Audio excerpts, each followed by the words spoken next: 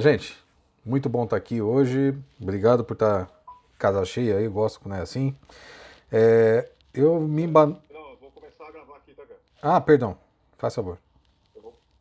Você que tem que colocar, cara, desculpa. Tá, então. Você é o seu dono do negócio. E eu faço isso como? Deixa eu É ver. lá embaixo tem um botãozinho do resumo. Resume recording, sabe o que é isso? Acredito que é isso. Aí. Tá gravando, né? Legal. Bom, então vou começar de novo para entrar na gravação, tá? Boa noite, pessoal, tudo bom? Muito bom vocês estarem aqui. Eu fico um pouco perdido com o Zoom, que eu não estou muito acostumado para dar palestras via Zoom, estou acostumado a dar aula via Zoom, mas conversar, fazer reunião, mas palestra assim, com slide. Então, se eu me perder em alguma coisa aqui, já peço perdão de antemão para vocês. Hoje a gente vai falar um pouco sobre Scrum, tá? Sintam-se à vontade para me interromper, mandar mensagem no chat aí. No chat eu me perco um pouco mais, então se alguém precisar falar alguma coisa, tiver uma insight, alguma coisa que queira comentar, eu vou pedir que vocês abram o microfone e já falem, tá? Não tem problema nenhum. Fala, Juliano, deixa eu falar, tipo um negócio que aconteceu aqui que é semelhante, ou alguma coisa que faz sentido no meu ambiente e mais ou menos por aí. Bom, a primeira coisa que eu vou falar aqui logo de cara é que não é sobre o que você está pensando, né? Então, tipo, muita gente chega para mim, e eu vi até um post hoje, meia hora atrás mais ou menos, até compartilhei com o pessoal aqui da Aspercom, o pessoal falando, ah não, poxa, que legal, combinação de Scrum com Kanban. Aí eu, não, colega, não é bem isso, vamos ter que esclarecer. Eu quase mandei um convite para a pessoa vir aqui pro webinário, mas tudo bem. Opa, grupo Lamborghini aí, inteiraço, muito bom. Então, gente, ó, quando a gente fala de Scrum, não é sobre o que as pessoas costumam comentar por aí. Vamos lá. Tá, esse sou eu, esse aqui é só para ficar guardado mesmo, tá? Aqui tem algumas certificações e tal e tudo mais. Você vê que o penteado não mudou, tá a mesma coisa ainda. Seguindo. Gente, tudo do que a gente vai falar aqui é sobre gestão de fluxo, tá? Tudo. E quando a gente começou com essas conversas malucas de falar de agilidade, muito disso que foi colocado, tudo, o método A, B, C, D, frameworks, metodologias, tá? E aqui eu não vou ficar diferenciando um de outro, tá? Eu vou chamar tudo de método para ficar mais fácil, para a gente não ficar gastando muito tempo desambiguando uma coisa e outra.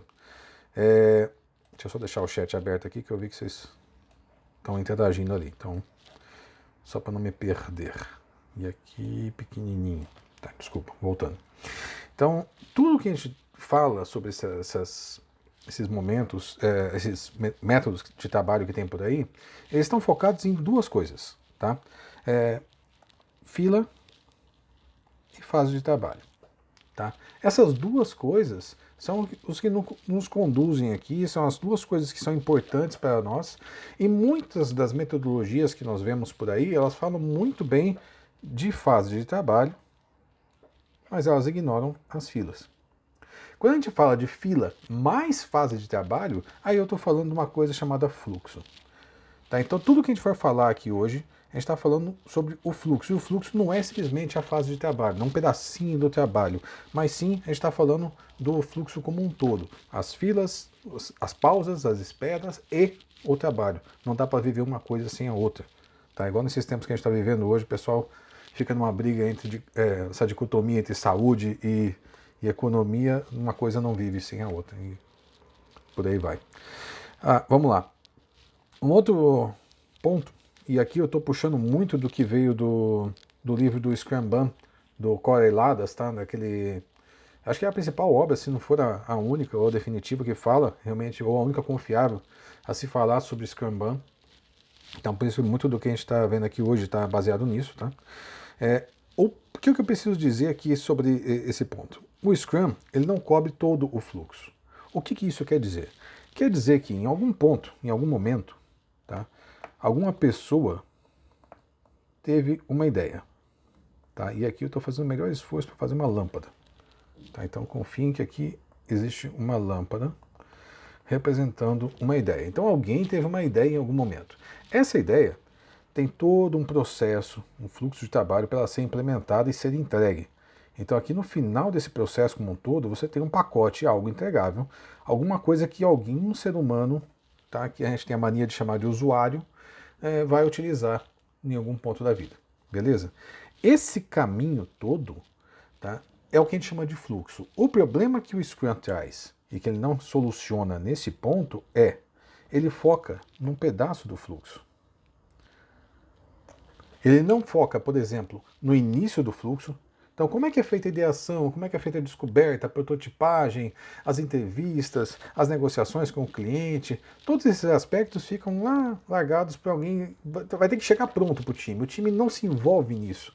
E depois que chegou no time, beleza, ele pega, ele trata dos assuntos que o time tem que tratar neste pedaço do fluxo aqui da curva do rio, e de repente o time pega e coloca isso em produção. O que acontece após a produção? Também não se sabe. O Scrum também não cobre esse fluxo. Então, uma das principais críticas, né, que eu escuto muito forte sobre o Scrum é que ele não cobre o fluxo inteiro. Ele não é capaz de dar solução ou de dar ferramentas para que você faça uma gestão que seja do início até o fim, ou seja, desde a visão até a entrega do produto. Tá? E é por isso que muita gente tem dificuldade de implementar o Scrum, porque como fica esse monte de buracos na conversa, e aí, o que a gente faz com esse negócio? Eu sei que é um framework, eu sei que ele propositadamente ele tinha espaços nele para garantir que você fosse encaixando o seu próprio processo ali, mas ele gera essas dificuldades por não dar a guidance adequada para esses momentos. Tá? Mas vamos entender um negócio. O Scrum funciona?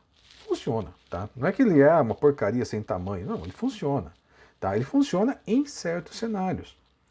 Ele funciona quando você tem o backlog já definido. Veja, eu estava falando das etapas do trabalho, né?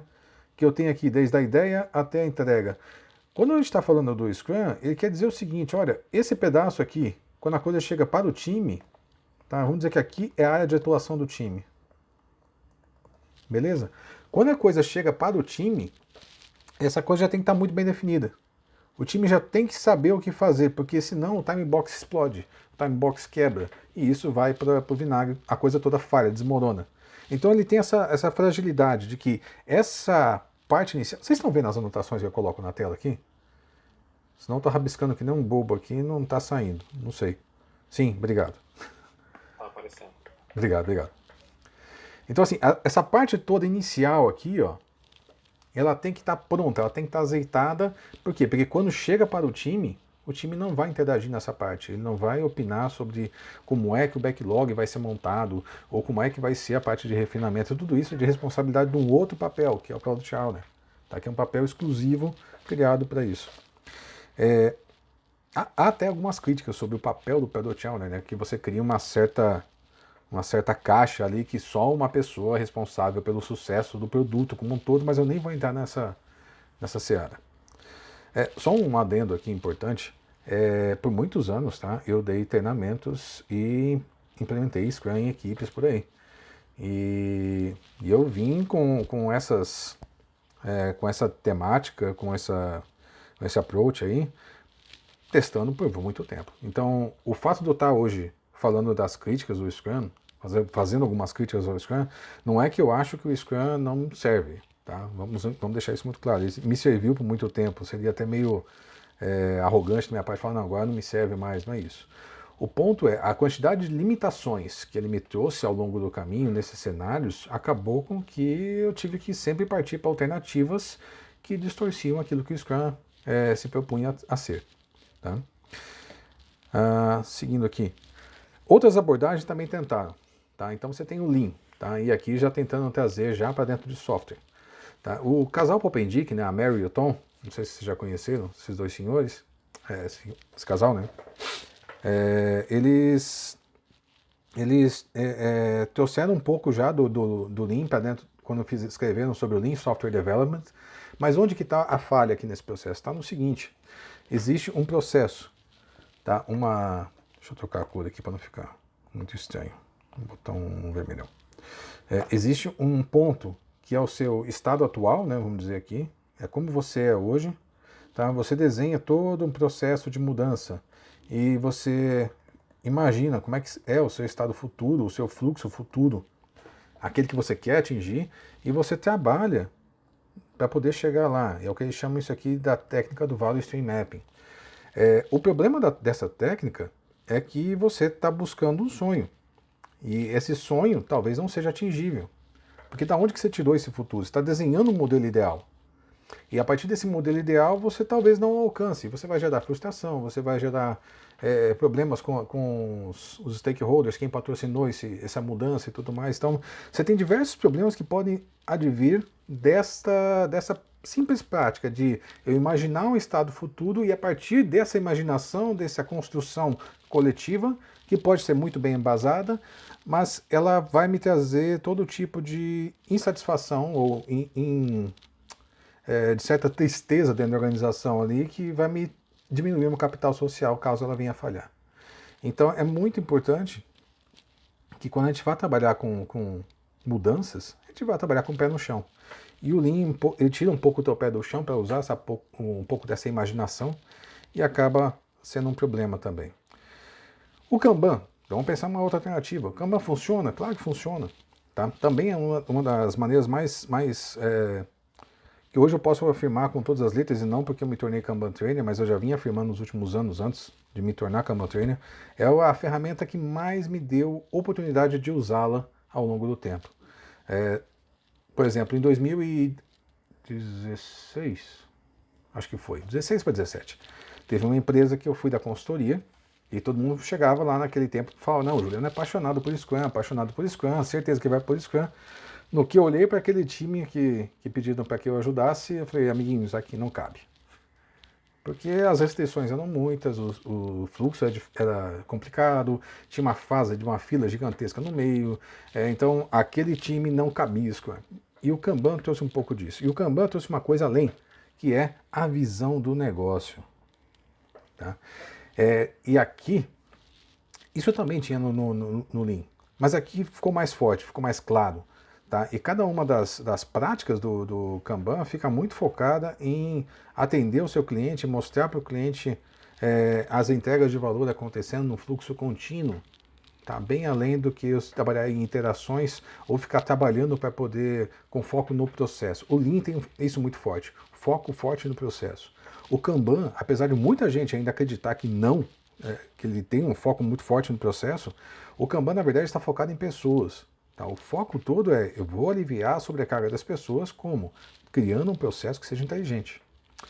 Mas vamos lá, se essas três abordagens funcionam, por que eu não posso usar, vamos dizer, o Scrum ou o Lean, por aí vai? Qual que é o problema então? O problema é que uma vez que você descobriu o martelo, aparentemente tudo virou prego. Tá? E aqui que começa a coisa a ficar um pouco complicada. A comunidade ágil, como um todo aqui, fazendo uma crítica a toda ela, inclusive a mim por muito tempo, a gente se pegou no Scrum como sendo o único jeito de fazer ágil. Tá? Ainda hoje, se você pega mercados como os Estados Unidos e outros por aí, você vai ver que eles falam de ágil igual Scrum. Não tem uma outra alternativa ainda popularizada que esteja já enraizada na cabeça das pessoas. Para eles, o único jeito é ainda o Scrum. Existe um sem número de coisas aqui que eu poderia dizer que seriam a causa disso. Eu tenho algumas teorias na minha cabeça, tá? Eu costumo dizer que as certificações foram a desgraça e a glória da agilidade. Tá? Eu acho que as certificações elas não certificam exatamente hoje, porém elas fizeram a agilidade ir até onde ela foi. Ela jamais iria tão longe se não fosse por isso. Eu poderia citar de exemplo, um exemplo muito claro, que é o XP, Extreme Programming, que é um dos métodos ágeis que eu acho que é o mais confiável, o mais parrudo e o mais pé no chão que existe, e quase ninguém está usando. As pessoas não se lembram dele, não adotam ele, mas embora seja um dos métodos que eu acredito que faz toda a diferença, especialmente com o histórico de programador que a gente teve. Então, o problema aqui não foi exatamente que os métodos eram ruins ou que cada um deles não tinha um contexto onde ele podia atuar. O problema é que a comunidade se comprometeu demais com um processo que é específico, que servia num cenário específico, que era restritivo, você tinha que seguir determinados papéis, determinadas cerimônias, determinados ritos que tinha que acontecer ali numa sequência dele. Sim, Denis, algumas práticas são usadas, mas o XP como um todo fica fica meio relegado aí, né? Você vê as práticas sendo usadas, né? Que o pessoal hoje reincorporou isso como DevOps até, tipo, a cultura DevOps é uma das coisas que está voltando, mas graças a Deus ainda não pegaram para criar uma certificação em cima disso. Mas ainda assim, o XP ficou meio esquecido no tempo. Muito bem. E para não esquecer, né, o rígido aqui, né, que eu sempre gosto de colocar. O Scrum, ele tem até piadas internas na própria comunidade, tipo, se você não fizer Scrum, você está fazendo o Scrum Butt, né? Com um T ou dois, aí eu deixo para vocês decidirem. Então, ele começa a criar algum tipo de, desculpa usar uma expressão forte, mas ridicularização sobre aqueles que não estão seguindo os ritos completos do Scrum. Tá? E se você está fora dos ritos completos, você vai ser ridicularizado dizendo, ele está fazendo um Scrum Butt, é um Scrum meia boca, é um Scrumzinho mequetrefe ali. E aí a gente quer que ele faça o Scrum completo. Se você não está fazendo completo, você está errado. Tá? E aí começa a entrar o julgamento. Então, muito bem. Então não é um problema sobre o Scrum estar errado, tá? O Scrum ele é altamente efetivo para certos tipos de problema, ou seja, backlog bem montado e eu consigo trabalhar com esse backlog para fazer a coisa acontecer. O Scrum é uma excelente porta de entrada para um time experiente, ou seja, alguém que já está rodando algum tipo de processo, para que esse time possa então começar a evoluir esse processo. E o nome dessa evolução, ou seja, entre eu migrar de Scrum e partir para alguma coisa que seja evolucionária, que é o nosso jeito de trabalhar, que é o jeito Kanban, a esse fluxo aí de mudança é dado o nome de Scrumban. Tá? Então, vamos só para deixar bem pontuado aqui, Scrumban não quer dizer que eu estou rodando do Scrum com algumas métricas de Kanban, ou que eu estou rodando Kanban com os ritos do Scrum, até porque isso não é necessidade. Basicamente, eu estou no momento de Scrum e eu estou tentando migrar para um lado uma coisa mais evolutiva, que está muito mais alinhado com os princípios e práticas do Kanban. Tá? Não é simplesmente as duas coisas trabalhando juntas. Muito bem. Então, olha só, o que aconteceu aqui? Contando um pouquinho mais, continuando no cenário histórico, tá? O Scrum, ele ganhou uma certa popularidade. Tá? Então, eu comecei com esse negócio de Scrum ali por 2007, mais ou menos. Cara, você não ouvia outro método ágil, era Scrum, para tudo quanto é lado. E pelo fato disso ser um jeito que era fácil, que era prescritivo, você tinha 4 reuniões, você tinha 3 papéis, você tinha um entregável no final, você tinha todo um fluxo desenhado, era fácil de você, tinha os artefatos dele descritos, tudo, a receitinha tá pronta, segue aí e vamos lá. Então o que aconteceu? Todo mundo conseguiu sair adotando esse negócio, tá? A popularidade puxou uma larga adoção. E essa larga adoção fez o quê? Começaram a perceber que tinha falha no processo. Ou melhor, ele não se encaixava em tudo quanto é cenário. Tinha cenários que não cabiam colocar o Scrum e as pessoas continuavam tentando. Né? Eu vejo o pessoal comentar, por exemplo, do modelo do Spotify, né? Que não é bem um modelo, mas tudo bem. O ponto é, né, quantos de nós aqui trabalham, acho que o Yoshima fala bastante isso, quantos de nós aqui trabalham numa empresa de streaming de áudio? Tá? Talvez tenha alguém aí, mas eu não sei se tem. Tá? Se tiver, por favor, sinaliza no chat aí. Não temos, então talvez aquelas práticas que nós estamos copiando, ipsis literis lá da Spotify, não se apliquem no nosso contexto. A maioria das empresas que eu conheço faziam ERPs, ou faziam aplicativos muito mais formais, que eram basicamente CRUDs, que tinham um certo fluxo diferente ali, e elas tentavam aplicar o modelo do Spotify, que era um modelo já pensando mais em inovação e tudo mais, e acabavam falhando. Tá? Basicamente, por quê? Porque o modelo Spotify não era preparado para aquele cenário. Tá? Foi pensado num outro cenário. Tá? Eu sei, não existe modelo Spotify, é o pessoal que usa à toa. Muito bem. Aí você tem aqui, então, já que as pessoas começaram a adotar perceber as falhas, isso levou elas a pensar em alternativas. E essa alternativa, hoje, tá, que a gente tem pregado e trabalhado com ela, é o Kanban. O Kanban é importante que se entenda, tá? Ele não é um processo, tá? Eu não vou ter as etapas faseadas, bonitinhas, tá? Já me aconteceu o treinamento do cara perguntar, mas como é que é a planning no Kanban? Sabe? Como é que funciona essa parte do backlog e tal? O Kanban não tem isso prescrito, Tá?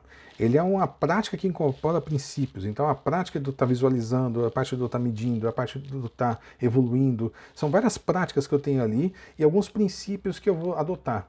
Tá? Ele é especialmente um mecanismo que compõe um processo ajustado às suas necessidades e problemas. Tá? Usando o que você tem na mão hoje.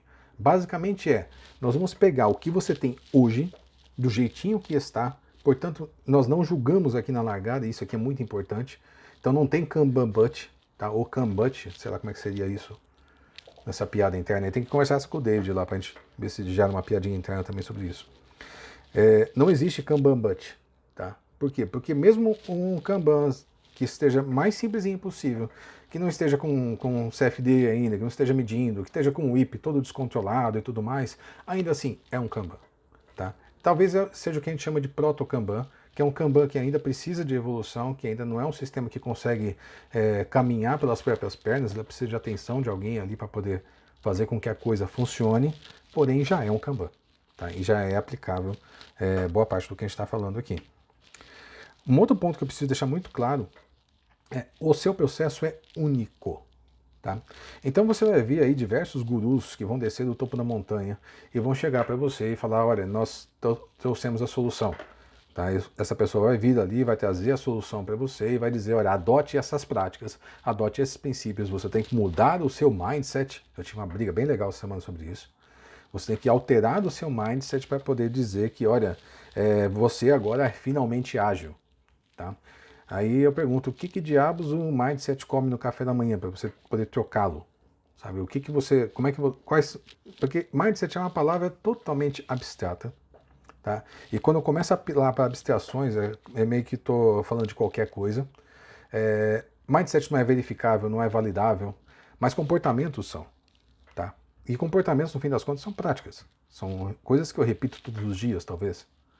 Então, se eu tenho uma determinada prática, isso colocar ao longo do tempo, isso se torna um comportamento. E talvez isso seja o que essas pessoas estão chamando de mindset. Mas mindset não é verificável. Eu não sei como é que vocês pensam. Vocês olham para mim e vocês não fazem ideia de como é que eu estou pensando. E eu posso estar pensando um milhão de coisas aqui agora. E esse é meu jeito de pensar, o meu mindset, né? O meu conjunto de ideias que eu tenho na minha cabeça. Por isso que é tão... Toda vez que alguém me fala, você tem que mudar o seu mindset, eu falo, meu querido, vamos tentar trazer isso um pouco mais para o mundo concreto, mundo real, de uma forma que a gente consiga realmente verificar, tá? Não que eu seja um cientista, mas sim pensar um pouquinho mais que um cientista, do tipo, como é que está esse negócio de verdade? É real isso aqui ou não? Você está só jogando uma palavra qualquer aí para ganhar um argumento? Enfim. Muito bem, o seu processo é único, tá? Não tem como eu pegar um processo montado, aí o pessoal me bater depois se pudesse, pegar um safe da vida e tentar encaixar em cima de uma empresa qualquer, simplesmente porque o guru desceu do topo da montanha, o Gene Finwell desceu de lá e falou, olha, aqui está o jeito certo de trabalhar com agilidade em escala. Portanto, sigam esse processo e aqui você será feliz. Não funciona assim, tá? O ponto ou essa pessoa está sendo inocente, porque ela não sabe o que está fazendo, tá? Inocente no sentido de que ela não sabe realmente como é que é o seu ambiente, ela não sabe como é que funcionam as coisas, e ela está te vendendo alguma coisa que ela acredita no fundo do coraçãozinho dela que vai funcionar, e por inocência ela está te vendendo algo irreal, ou essa pessoa está sendo mau caráter mesmo, tá? Aí tem esses dois fatores, eu vou deixar para vocês escolherem sobre qual desses que a pessoa vai estar atuando com vocês. Então, gente, Kanban é sobre compreender as etapas de trabalhos e filas. Em outras palavras, aqui eu estou repetindo o slide do começo, mas sim, nós estamos falando de fluxo. Tá? Fluxo de trabalho. Como é que as coisas fluem? Como é que o trabalho caminha? Tá? Isso que é importante para nós. Muito mais do que se eu estou fazendo certo, se estou fazendo errado, o trabalho está caminhando. O cliente está recebendo valor ao final do período, ele está recebendo as coisas de tempos em tempos, ele está conseguindo validar isso, estou conseguindo ter algum diálogo com ele e ele está conseguindo me dar feedback sobre isso e esse ciclo virtuoso está crescendo? Ou não, está caindo no ciclo vicioso de que toda semana eu me comprometo a entregar com um número X de histórias porque eu estou muito focado nessa quantidade de escopo que eu tenho que entregar, porque eu me comprometi nisso na Planner, eu tenho que me entregar agora, porque é um compromisso. E eu sou um time compromissado, o time ágil é um time compromissado. Veja o tamanho da sobrecarga que a gente coloca em cima de um time, simplesmente porque a gente está oprimindo eles dentro de uma caixinha de tempo, o famoso time box. Tá? O problema todo dessas abordagens tá o foco nas iterações. E algumas soluções foram propostas ao longo do tempo. Tá? Em 1974, teve um cara chamado Dr. Winston Royce, que publicou um artigo. Tá? Eu tenho até daqui no meu iPad, que eu guardo comigo com muito carinho esse artigo. Tá aqui, ó. Não sei se vocês conseguem... não vou conseguir ver. Mas ele é facilmente encontrável na internet, tá? Nesse artigo, o Dr. Royce, ele explica como é que funciona as empresas que ele andou pesquisando e os padrões que ele encontrou. E ele coloca na página 2 a seguinte frase: eu acredito neste conceito, mas a implementação descrita acima é arriscada e um convite a falhas. Tá? Isso está aqui na página 2 do artigo, logo abaixo dessa figurinha aqui. O que isso quer dizer? Quer dizer que o nosso amigo Royce, em 74, esse jovem senhor aqui nem tinha nascido ainda, ele já estava alertando de que eu vi um padrão acontecendo, eu vi as coisas acontecendo, e esse negócio de ir por fases e começar a encaixotar uma fase aqui, outra aqui, outra aqui, e o que sair dessa fase entra para essa, o que sai dessa entra para essa, o que sai dessa entra para essa, isso vai dar problema. Isso vai dar problema por quê? Porque eu tenho um monte de fases que, amontoadas, elas não têm conexão, e não são fases sobrepostas, que nem foi proposto mais tarde lá pelo Takeuchi Nonaka. É uma fase uma atrás da outra, enfileirada. E por essas fases estarem enfileiradas, qualquer atraso que eu tenho aqui nas fases anteriores, isso vai se empurrando para as demais fases, fazendo com que as últimas fases acabam sendo de qualquer jeito. Como, por exemplo, a de teste, que está lá no finalzinho. Tá? E acaba que a gente começou a entregar porcaria em software ali. Tá? Quando a gente começou a entregar a fase de teste de qualquer jeito. E tinha umas coisas muito legais nesse artigo também. Tá? Eu não estou defendendo eu não estou defendendo aqui o Cascata exatamente, tá? Mas o ponto do Cascata, ele fala umas coisas, por exemplo, de envolva o seu cliente. Se você pegar o tópico 5 do artigo, ele fala um pouco sobre trazer o seu cliente para dentro do processo. A gente fica falando muito de linha startup, né, dessas coisas. Não, já tinha em 74, ele falando, se você não trouxer o seu cliente para dentro do processo, se você não trouxer o seu cliente para que ele participe, esse ciclo de feedback vai ficar ruim. Tá? Porque senão você vai passar ali, sei lá, 6 meses a 1 ano para entregar alguma coisa para o seu cliente. Quando você entregar aquilo para o cliente vai falar, não era bem isso que eu queria. Tá? Não era bem isso que eu estava esperando. Tá? Por quê? Porque passou um tempo, né, meu amigo? E o mundo, dá uma olhada aqui como é que era a vida de vocês há 6 meses atrás e como é que está agora. Tá? Mudou bastante coisa. Ninguém esperava que tudo tivesse como estivesse, que a gente estivesse, por exemplo, dando aula de casa. Tá, que meus filhos estivessem tendo EAD, e como a Regina bem comentou, estão usando o Microsoft Teams aqui, estão tendo aulas online, está sendo uma experiência totalmente nova. Ninguém imaginava isso 6 meses atrás. Então, o cliente, quando ele faz solicitações 6 meses atrás, ou alguns meses atrás, ele não vai se lembrar exatamente como é que ele queria, ou talvez ele se lembre exatamente, mas a necessidade evoluiu, e ele precisa evoluir também a sua demanda para poder ser feita. Então, o Cascada até explicou isso direito. Tá? Que você tem que trazer o cliente para dentro, que você tem que tentar fazer essas fases ser o mais curto possível, que você tem que rodar aquele ciclo todo pelo menos 2 vezes para poder fazer com que a coisa realmente flua, mas as pessoas não entenderam e saíram aplicando igualzinho fizeram com o Spotify. Tá? Teve outras tentativas, aí o modelo espiral foi uma outra tentativa de tentar trazer um pouco para isso, nesse processo. Aí você teve também o Rational Unified Process, né, o famoso RUP, tá? Que também tentou trazer um pouco tentar quebrar um pouco essas barreiras, mas no fim das contas, todos eles caíram no mesmo problema. Tá? Eram projetos fasistas. Eu tinha faseamento do trabalho, e esse faseamento do trabalho é o que estava matando a coisa. Eu dividi isso em fases de trabalho. Aí talvez você pode estar se imaginando, pô, mas o Kanban não faz isso também? Não necessariamente. Ele trabalha com lotes bem menores. O problema todo desses caras era que eles eram derivados pelo escopo. E você tinha então a divisão do trabalho, a organização do trabalho ao longo do tempo, baseada em escopo. Do tipo, olha, eu posso entregar, em vez de eu entregar 500 demandas, eu vou entregar 5 vezes de 100. Pô, já é bem melhor, já tem 5 entregas de 100, já não é 500 num lote só. Tá ficando melhor. Então, putz, em vez de eu trabalhar com 100 por vez, e se a gente trabalhasse com 20? Poxa, tá melhorando. Então eu posso fazer 5 entregas de 20, onde eu entregava uma de 100, já fica um pouco mais ágil, né? Eu começo a ter pequenas entregas acontecendo. A grande mudança, o que fez esse shiftagem total foi quando você parou de pensar em entregar um número X de demandas e pensar quais são as demandas que meu cliente precisa para agora. Essa mudança, e aqui usando a palavra de novo de mindset, ou de jeito de enxergar as coisas, e o jeito de trabalho, que daí a gente está falando de operacionalizar, eu já vou ler teu comentário, Renan. Esse jeito de operacionalizar a coisa, tá? É isso que começou a fazer a mudança acontecer. Então, gente, ó, o que eu preciso deixar muito, muito claro para todo mundo aqui. Não existe um modelo Scrum. Tá? O Scrum é um modelo de transição, que eu estou pegando do Scrum e estou partindo para o lado do Kanban. Tá? Como que eu faço isso? Com pequenos passos. Tá? Que seria, primeiro, começa simples. Pelo amor de Deus, não vai desenhar um processo complicado demais. Não vai desenhar um processo tudo novo. Refazer o seu quadro, refazer o seu fluxo, começar a criar novas reuniões, começar a criar novos modelos. Isso não é ser ágil, isso não é tá adotando as práticas do Kanban. O Kanban ele prega muito fortemente o seguinte: nesse exato momento, você tem algum processo. Esse processo te trouxe até aqui. Do jeito que você está agora, é como a gente vai começar. Esse é o nosso ponto de partida. Aonde que nós vamos chegar? Eu não sei.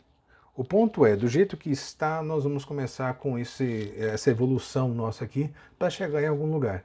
A gente não vai sair criando coisas novas, imaginando coisas novas, ou adotando modelos que o guru desceu do topo da montanha e trouxe para a gente, para poder mudar o nosso processo. Nós vamos evoluir ele aos poucos. Ou seja, eu vou começar com ele muito simples e vou evoluir toda vez que eu precisar.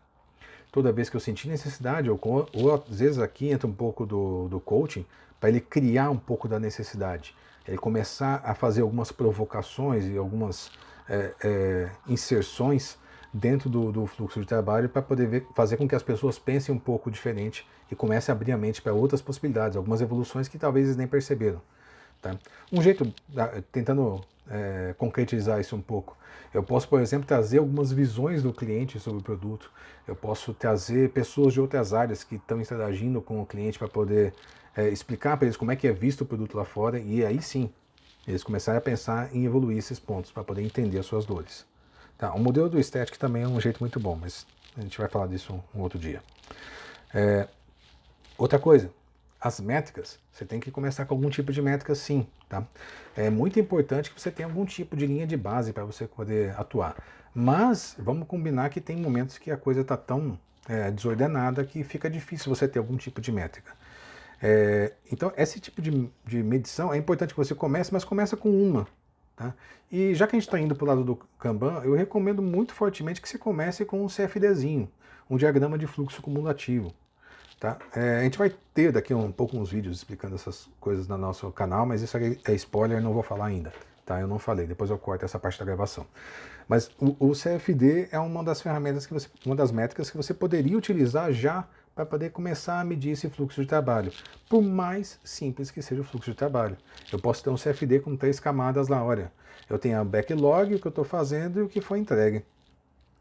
Entende? Então, 3 camadinhas já começaria a ter algumas métricas, já começaria a ter algumas visões e, portanto, isso já começaria a me dar alguns insights para poder conversar sobre uma coisa concreta e não simplesmente, eu acho isso, eu acho aquilo. Mas comece com algumas métricas, tá? Comece com pelo menos uma, tá? Eu recomendo fortemente o CFD.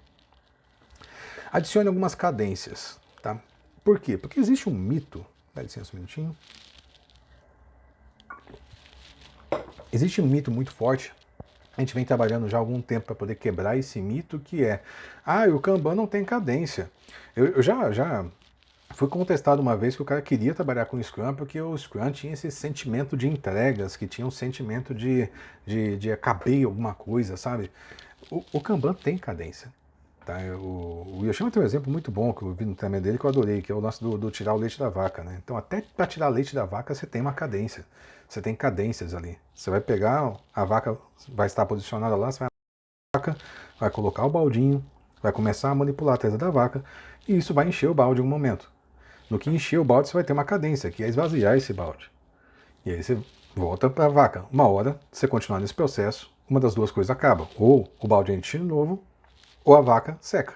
Você vai ter que pegar uma outra vaca e colocar ali para poder tirar o leite dela. São duas cadências desencontradas, que é a vaca esvaziar, tá? Estou sendo grosseiro aqui com a vaca, tadinha, né? Ou seco a vaca, ou eu encho o balde. Das duas coisas eu vou ter que estar trabalhando com elas. São duas cadências que eu já tenho num trabalho super simples e mecânico, tá? Que é tirar leite da vaca. Agora você imagina no nosso trabalho. Eu tenho certeza que em algum momento vocês param para planejar quando é que vocês vão entregar as coisas. Vocês param para planejar o que vai ser feito nos próximos dias. Eu tenho certeza que vocês planejam de alguma forma, ou se alinham todo dia ou a cada 1, 2 dias, sobre como é que as coisas estão acontecendo. O que eu estou falando aqui sobre adicionar cadências traga um pouquinho de formalidade para isso. Tá? Nós temos um conjunto de cadências básico ali que você pode trazer para dentro do fluxo do time, você colocando ali uma cadência de reabastecimento simples, que é para, olha, esse aqui é o momento que a gente está trazendo os itens para dentro do fluxo. Nós temos um momento que a gente discute como é que as coisas estão andando aqui no nosso quadro, e nós temos um outro momento que é quando a gente está entregando as coisas, quando é que a gente vai acontecer essas coisas. Tá? Essas cadências não são necessariamente encontradas, elas não têm interdependência, diferente do Scrum, por exemplo, que eu tenho lá o planejamento que acontece no momento fixo, eu tenho a entrega que acontece em outro momento fixo, e uma coisa acontece porque a outra aconteceu. Então, quando eu fiz a entrega, beleza, agora eu posso fazer um outro reabastecimento. Enquanto no Kanban a gente costuma pregar que não. Você tem a partir do estoque ali, o time está trabalhando, baixou o estoque, você pode reabastecê-lo a qualquer momento. Mas enfim, o ponto é, adicione alguma cadência. Tá? Começa com as mais básicas. Eu começaria por uma daily. Tá? E a daily acontecendo de um jeito focado no trabalho e não necessariamente no trabalhador. Outra coisa, as políticas. Tá? Torne as políticas explícitas. O que isso quer dizer? A gente fala muito disso nos treinamentos e nas conversas por aí. Tornar uma política explícita é você pegar aquilo que estava na cabeça das pessoas e tangibilizar na parede. Tá? Estou falando parede aqui, mas hoje em dia com esse mundo mais remoto e virtual, obviamente você vai ter que usar alguma ferramenta para isso. Nem que seja um Google Drive, nem que seja um quadro no Miro, que é uma ferramenta bem bacana, ou que seja uma página no Confluence, uma página da empresa, sei lá. Vai ter que ter algum lugar no universo virtual aí, onde vocês coloquem isso e isso fique acessível para todos. O grande ponto sobre explicitar algo é tornar isso público, é tornar isso de fácil acesso. As pessoas têm que conseguir chegar nisso muito rapidamente. Tá? E todo mundo tem que ter acesso a isso, tem que ter ciência dessa política nova. Então toda vez que a gente for escrever algo, nós precisamos colocar isso em algum lugar que seja público para todos. A política mais comum e a mais conhecida são as políticas de puxada. Tá? Se você tem um quadro de trabalho, deixa eu até fazer aqui rapidinho, um quadrozinho de trabalho aqui, você vai ter aqui os nomes das colunas e as pessoas costumam colocar aqui na parte inferior quais são os critérios para você poder puxar uma cartela de uma fase para outra de trabalho. Tá? Esse é um tipo de política muito comum, é um tipo de política muito visto e que ajuda bastante, especialmente no começo. Tá? E isso aqui, muita gente pergunta, Juliano, mas isso aqui não tem a ver com a definição de pronto do Scrum? Tem, ela já é uma política.